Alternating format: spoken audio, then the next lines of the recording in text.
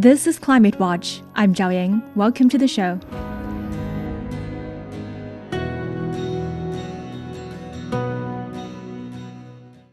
The FIFA World Cup is underway. Bringing together 48 teams across the United States, Canada, and Mexico, this year's tournament is the biggest ever in FIFA history.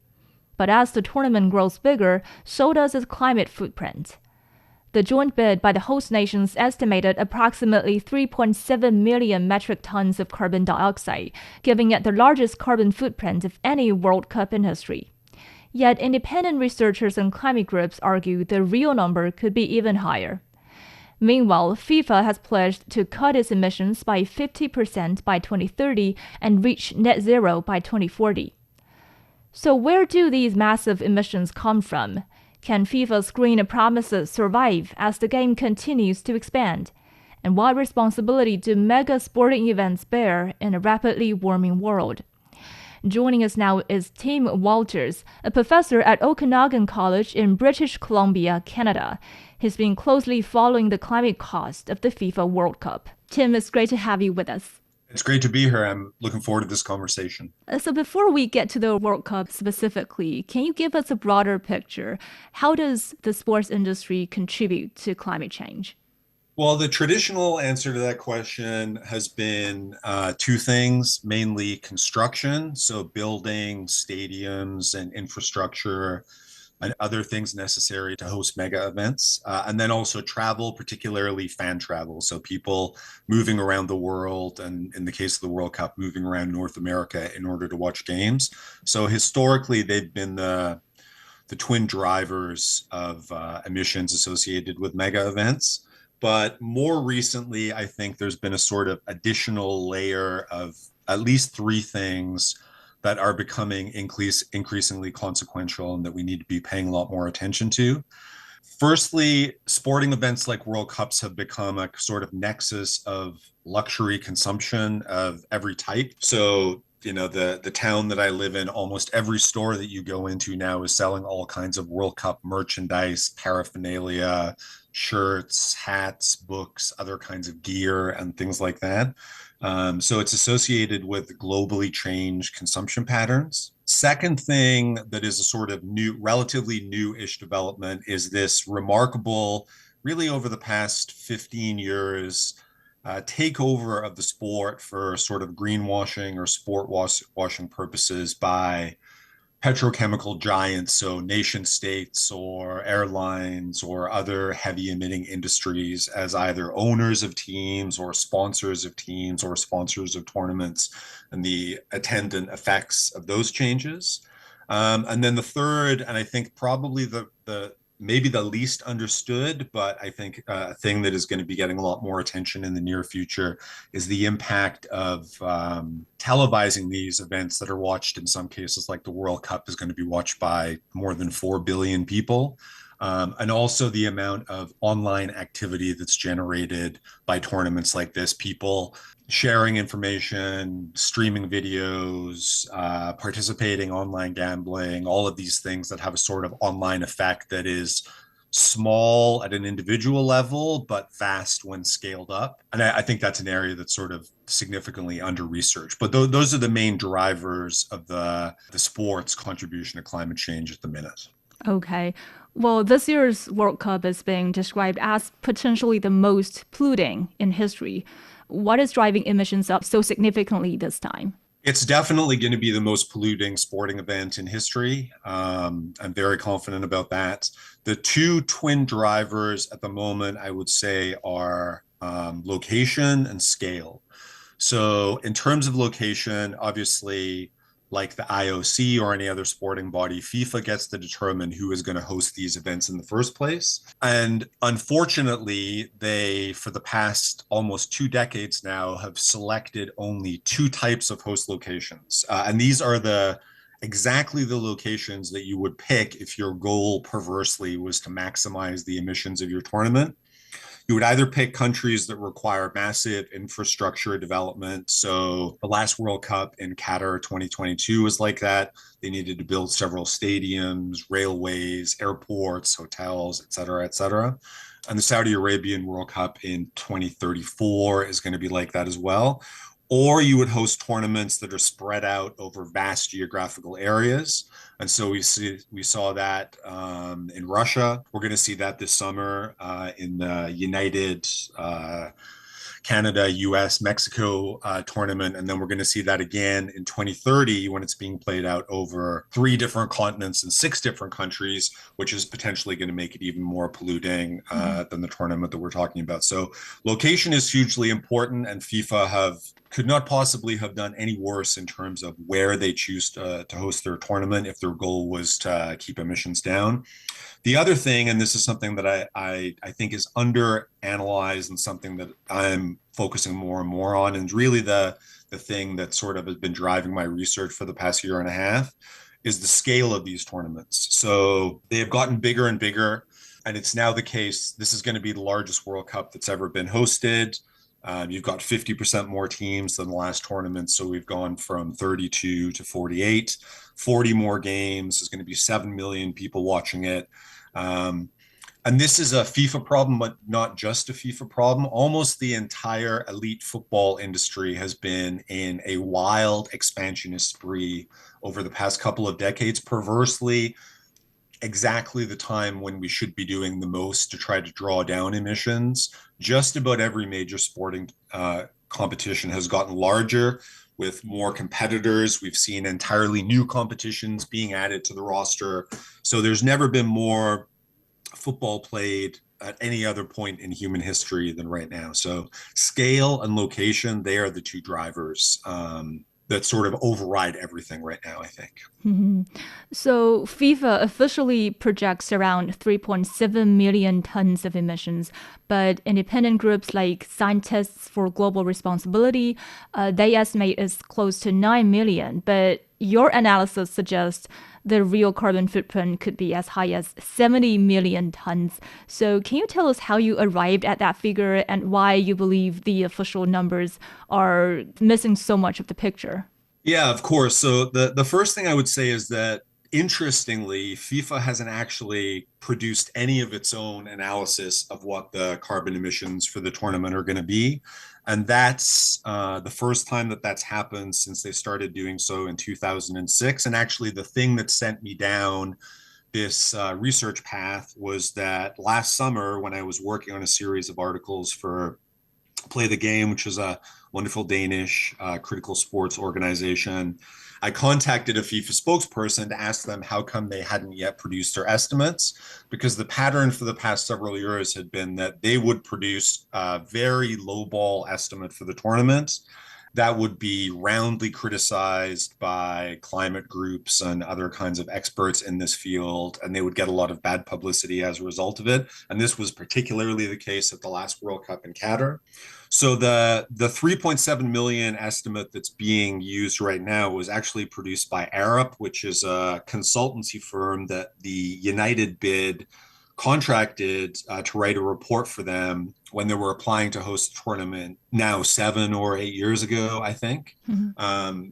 And it was based on a smaller tournament. So right out of the gates, it was incorrect. But that sort of created a space for me to start looking at the way that these calculations are done and to think about some of the things that are and are not included. There is no set of sort of universally adhered to or established international guidelines for how you gauge the carbon emissions associated with a mega event. And this gap has benefited organizations like FIFA greatly because they get to decide what it is they think is associated with their event and what isn't.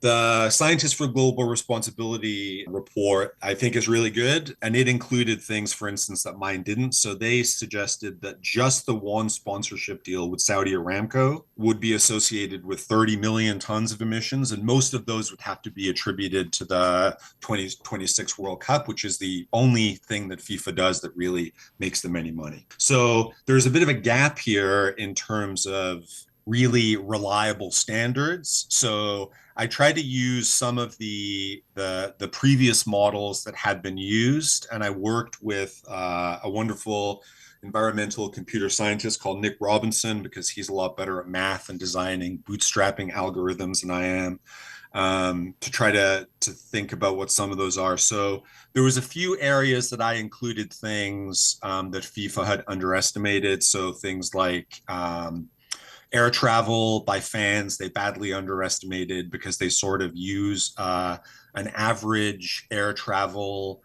impact that doesn't include private jets. And the FIFA World Cup is consistently the most visited event in the world by private jets. There was a wonderful report a couple of years ago in Nature magazine that said that the previous World Cup in Qatar beat the Super Bowl and the Cannes Film Festival and the World Economic Forum in terms of the number of people flying. So there was some sort of minor adjustments that I made to things like that. But I included, I would say, three things that other people haven't included that I think should be included if the goal is sort of maximum accuracy.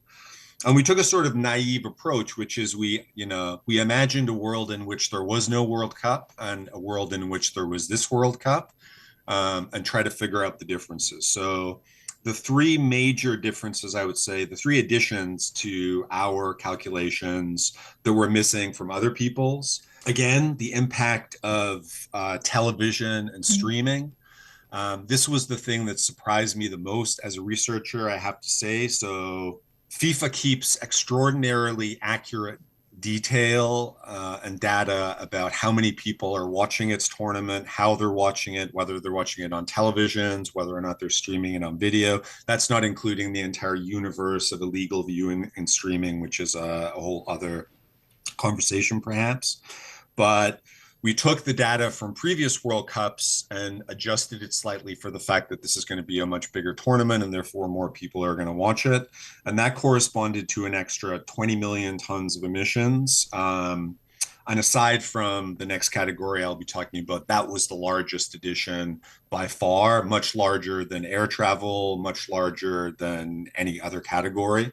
So that's the area that I think needs a good deal more critical attention. You're talking about 13 years of TV content that is being produced that corresponds to something crazy like 51 billion hours of viewing that people are going to be doing around the world on flat screen TVs, sent to them from servers. And all of these things have a tiny carbon impact, but scaled up at that level was hugely significant. And I can't see any reason why FIFA would account for the less than 5,000 tons of emissions associated with producing the TV content, but not account for any of the emissions associated with watching it. So we included that. The second category, what people talk about the World Cup is really the World Cup finals. So the World Cup as a contest has been taking place for almost 2 years all around the world. There's been I think 865 qualifying games ahead of the 105 games at the tournament. So each of those games has a much smaller carbon impact, but nobody talks about them at all. FIFA doesn't produce any information about them. So we envisioned the tournament as a totality rather than just focusing on the finals. Mm-hmm. So, 211 countries are competing, fans traveling all around the world, watching it on TV, et cetera, et cetera. All of these emissions, surely you would need to factor those into the final calculations of what the entirety of the tournament will be. And then the third category, which is smaller but significant, in all of its previous estimates of the emissions for the tournament, FIFA has included the Club World Cup, which used to be a fairly small affair involving 6 to 7 teams and was sort of like a dress rehearsal for the World Cup in the host country or countries that happened the summer beforehand. They chose to naturally expand it last year. I think there was 24 teams. And so assigning those a much lower emissions rating than a World Cup game, because fewer people go, fewer people watch them, that was an extra 3 million. So that adds another, 64 million tons of emissions to the sort of baseline that we're working from. And I'm absolutely convinced that this is a massive lowball estimate, because the list of things that we thought should be included, but we weren't able to find a reasonable and conservative way of calculating was much, much larger than the things that we did look at. So Yeah. that's why my numbers are considerably different from other people's. Okay. So, as you said, I think most of the carbon footprints doesn't come from football itself, but it comes from things like transportation, accommodation, live streaming or television and other supply chains or facilities, etc. So, is sport simply reflecting broader patterns of travel and consumption in society? And also, I think you mentioned the electricity generated by the live streaming, but I think if those electricity are generated from clean energy, that wouldn't add much to the carbon footprint, if I'm understanding it right. But I mean, if that's the case, is sports emissions really a useful category, or is it just a convenient scapegoat for some hard to abate sectors like aviation? Yeah, I mean, obviously there's huge amounts of overlap here with, the World Cup takes place in the world at large, and the behavior of all of our cultures are sort of reflected in it in some ways. So there's no question that there's huge amounts of overlap to be sure. But the things that I'm focusing on specifically are emissions that are sort of directly associated with football itself and with decisions that FIFA and other sporting organizations have made.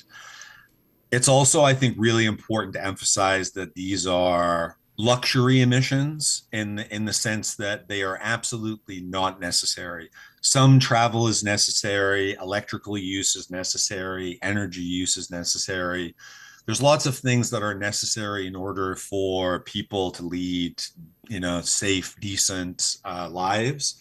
But we don't need to have global sporting events like World Cups in the context of a climate emergency. And there's a lot of people who think that the very simple solution to this problem is that we should just do away with the World Cup altogether.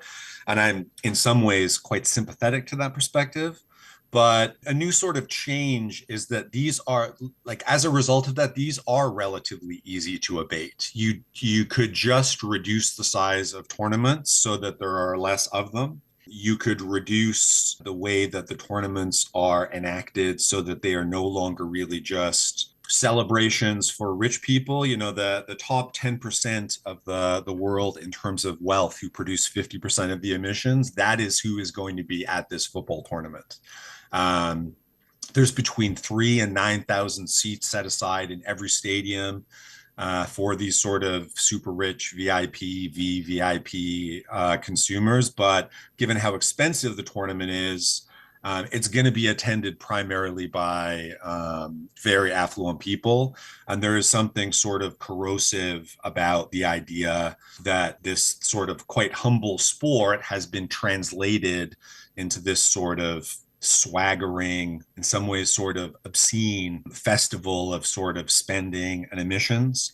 And I think, I'm more and more attracted to Kohei Sato, the Japanese environmental philosopher's idea of degrowth communism. And I think about the idea of degrowth communist football.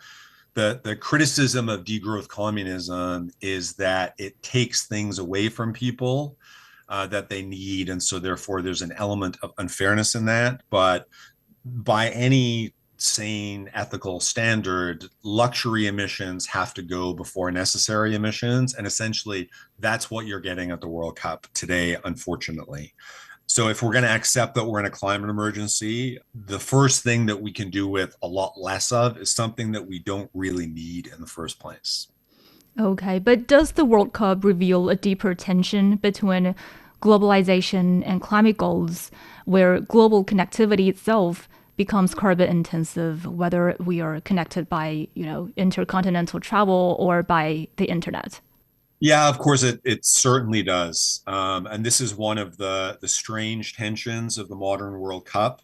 We've seen the transition from a sort of famously local, place-based, low carbon, working class sport into something that is now sort of global, luxury, exclusive, high emitting. And the reason for that is precisely the popularity of the sport. So as football has become more and more popular, it has become more and more attractive to business interests and become increasingly enmeshed in this sort of modern version of hypercapitalism in which the driver of decision making always needs to be what is good for private industry. So it's a strange transition that the World Cup has sort of undergone over the years, but it is definitely in some ways a victim of its popularity. It's the thing that more human beings like to do together than anything else. More people will probably watch the World Cup final this summer than will have done anything in human history before. And that is the curse of the sport in general. The two most popular sporting leagues are in the world are the Premier League, which has about 3 billion fans, and the Champions League, which has about 1.5 billion. And the World Cup is sort of twice that large. So obviously that sort of massive popularity is a bit of a double-edged sword. Yeah, but FIFA has also introduced sustainability measures such as energy efficient stadiums, waste reduction programs, and public transport planning. And some host cities are using renewable energy or improve waste systems. But how meaningful are these kinds of measures compared to the scale of travel emissions? Well, I mean, it is all good work. Planting trees around stadiums in Dallas and Houston is better than not planting trees around stadiums in Dallas and Houston. And, again, in the context of an emergency, I think anything that we can possibly do is going to be a good thing. Although I would say that because FIFA has decided not to produce an environmental report ahead of the tournament, most of the host cities haven't either. I think I was listening to a podcast a couple of days ago that said only 4 cities have produced the actual lists of the things that they're going to be doing. So it's good. It's better than not doing anything, but I do worry that a lot of it is done for sport washing purposes. Using recycled beer cups and having a vegetarian hot dog option in the stadium is a good thing. But if it gives people the impression that this is a tournament that is not an environmental disaster, then that's obviously problematic. And in terms of its sort of actual brutal real world geophysical impact, I would imagine that all of the things that FIFA is doing, and well-meaning people in all of the host cities are doing, is not much more than a rounding error in terms of the big picture impacts of the emissions associated with the tournament. Yeah, and also we know that FIFA relies partly on carbon offsets. So, in your view, when do offsets play a legitimate role and when do they risk becoming a substitute for real emission cuts? I confess that you have chosen to speak with a climate researcher who has the least amount of faith in offsets in just about any context. FIFA relies on them almost entirely. So at the end of this tournament, they say they are going to produce a report summarizing all of those emissions, and then they are going to offset them by planting trees, building solar fields, et cetera, et cetera. I just think that there is very little evidence in support of the enduring real world benefit of these things. British Columbia, my home province, is a very popular location for global companies to buy chunks of forest. And one of the problems that we've been having in the past couple of years is that those forests keep burning down. So all of the emissions trading value that was trapped there is gone forever. It's also the case that FIFA's previous use of this has been either dubious or actively dishonest, depending on how you look at it. They claimed that the last World Cup in Qatar 2022 was going to be carbon neutral.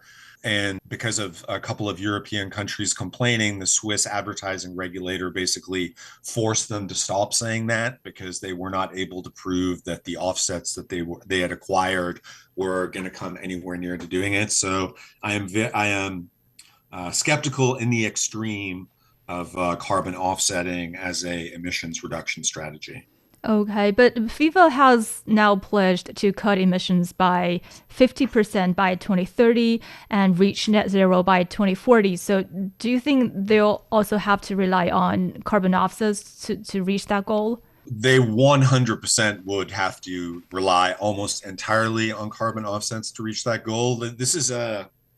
It is a murky research area with lots of unknowns and complexity, but I can promise you two things, which is that neither of the two claims that you just referenced there will take place. There is no way that they are going to reduce their emissions by 50% in 2030. That would mean that the next World Cup, which is going to take place in Morocco, Portugal, Spain, Uruguay, Argentina, and Paraguay, potentially involving 64 teams, which now I think is probably likelier than not to happen, is going to have a considerably lower carbon footprint than previous tournaments.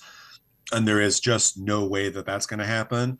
And the other claim is just on its face impossible. There can be no such thing as a net zero World Cup, not now, and certainly not in 2040. So in between the Tricontinental tournament in 2030, we also have the Saudi Arabian tournament in 2034. So you cannot have an activity that involves tens of millions of people traveling, consuming, moving around that is net zero without a almost complete reliance on extraordinarily dubious offsets. So that's just not going to happen. I'm couldn't be more confident about that. Also, just now you mentioned that Aramco is like one of the top sponsors of the World Cup. So, do you think the football industry is becoming increasingly dependent on fossil fuel wealth to fund its expansion? And what does that mean to its climate trajectory? Yeah, this is a relatively new but extraordinarily disappointing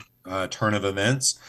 Within the past just over a decade, I would say we have seen a sort of gradual ramping up of the heaviest polluting countries and companies in the world taking an increasingly influential role in the direction of elite men's football. Um, the idea that Saudi Aramco, one of the heaviest polluting companies on the planet Earth, could be the chief sponsor for this tournament just seems close to absurd. But if you look down the list of all of the various different airlines, financial institutions, auto companies, chemical companies, fast food companies, if you were to make a list of the 100 most polluting entities on the planet Earth and a list of FIFA sponsors, there'd be a fairly thick chunk in the middle of that Venn diagram. I think it's for an entity that still talks an awful lot about its green commitments to be sponsored by Saudi Aramco. Previously, it was Gazprom, who were not much better. It just seems to me an absolutely outrageous and sort of morally indefensible act of sport washing, and it absolutely has to change. So, from your perspective, what would a genuinely credible climate solution for the World Cup actually look like? Well, for many of the reasons that we've already talked about, and again, to return to my sort of aspirational idea of degrowth communist football, the only thing that you can really do to dramatically reduce the emissions associated with a tournament, I mean, you could consider having tournaments played either without any fans at all or without any traveling fans, but I think that's problematic for sort of other reasons.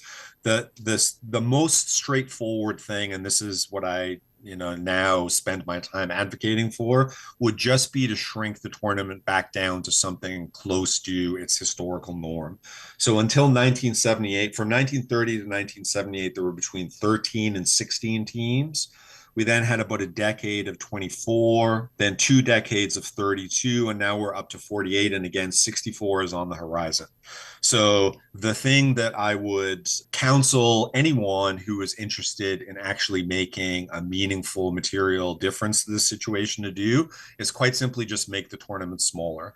These massive tournaments are hugely problematic for all kinds of reasons. They're logistical nightmares, as perhaps we'll talk about. They're terribly expensive to put on. They are terrible for players. They lead to sort of reduced quality of football, which we're going to be seeing this summer because it's exhausted players. I would reduce tournaments to somewhere between 16 and 24 teams. And I think that unless you're willing to do that, you are never going to be meaningfully reducing the emissions associated with these events. Okay, but I guess a smaller tournament would be bad news for the football fans in many countries. But you know that some fans say that they love the World Cup, but they feel conflicted about its environmental impact. And so they even choose to watch from home to reduce emissions. Although, according to your estimation, that watching from home is still going to add to the carbon footprints.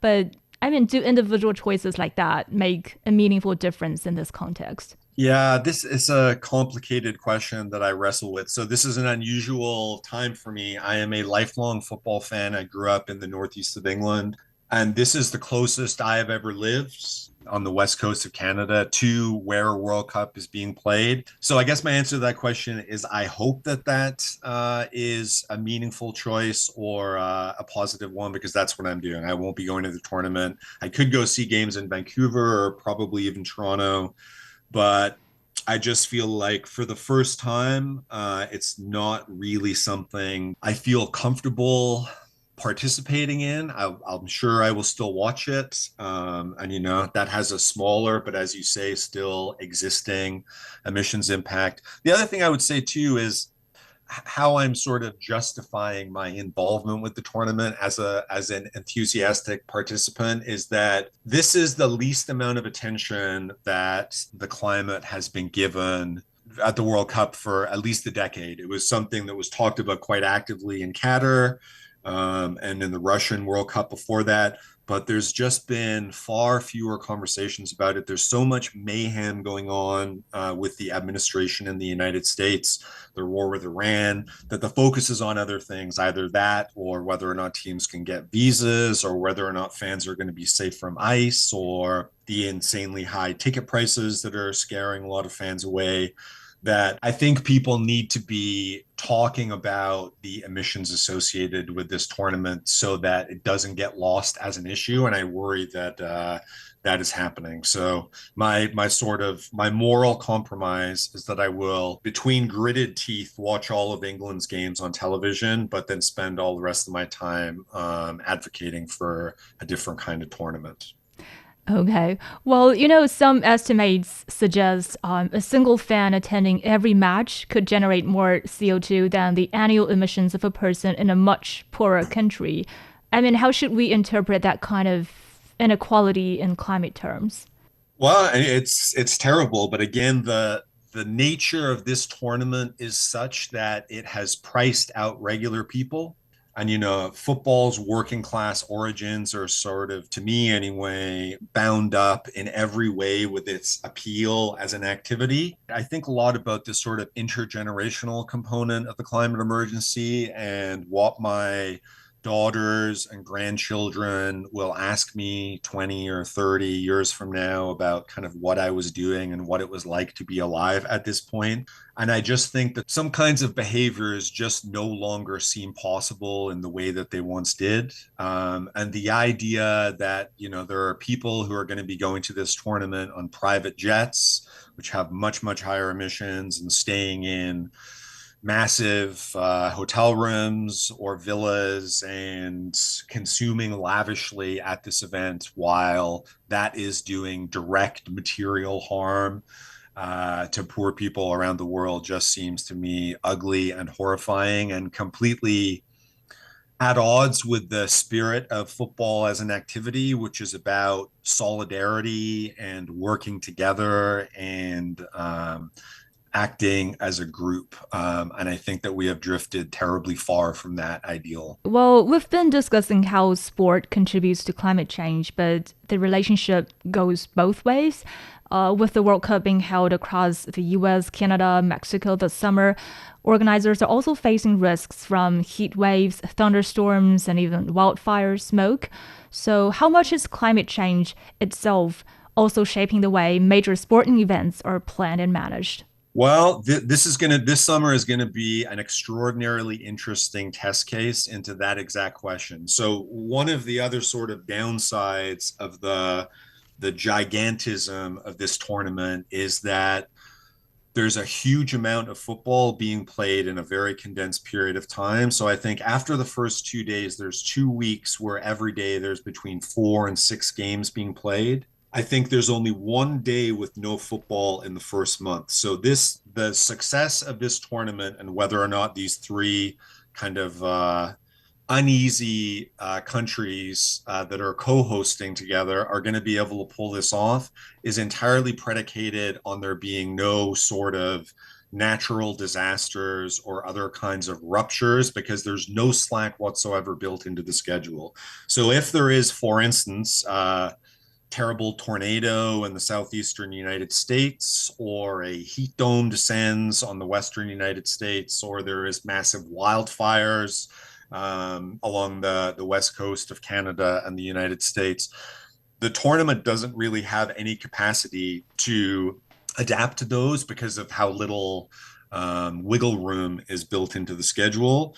And the summers in North America have become increasingly weird in terms of the climate system as a result of the greenhouse effect. So, even a pretty temperate place like Vancouver, 5 years ago, we had a heat dome descend during June and July that raised the temperature to 50 degrees Celsius and killed almost 1,000 people in the Pacific Northwest. We have wildfires almost every single summer.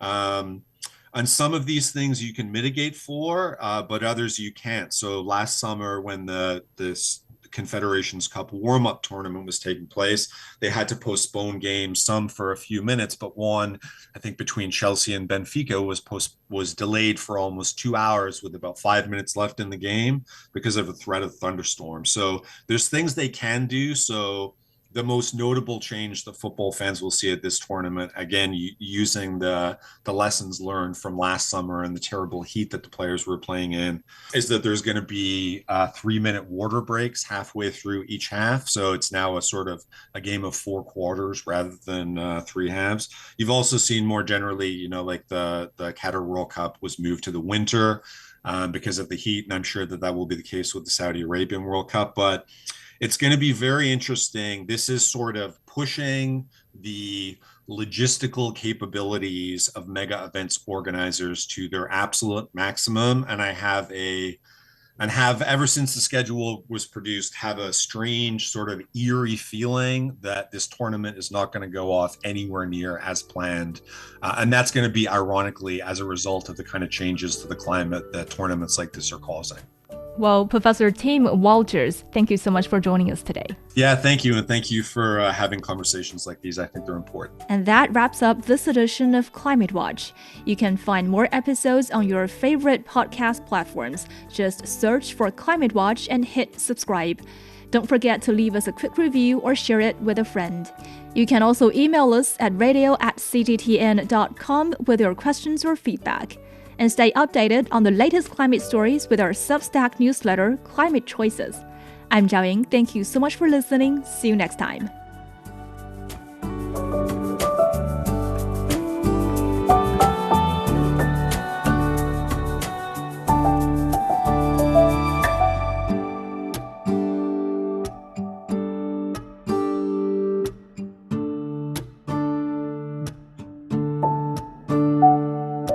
Thank you.